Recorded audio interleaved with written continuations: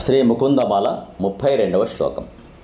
ఇదం శరీరం పరిణామపేశలం పతత్యవశ్యం శ్లథసంధిజర్జరం కిమౌషధైః క్లిశ్యసి మూఢదుర్మతే నిరామయం కృష్ణరసాయనం పిబా.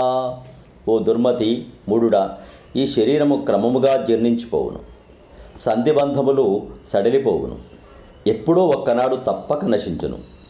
ఈ శరీరమును ఔషధములతో నిలబెట్టుటకు ఎందుకు ప్రయత్నిస్తావు?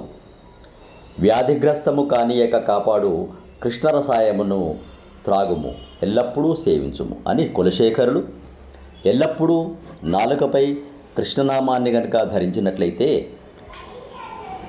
ఈ శరీరము వెళ్ళిపోయినప్పటికీ ఈ జీవుడు ఆ కృష్ణ పరమాత్మలో లయమవుతాడని కృష్ణనామం యొక్క గొప్పతనం చెప్పారు.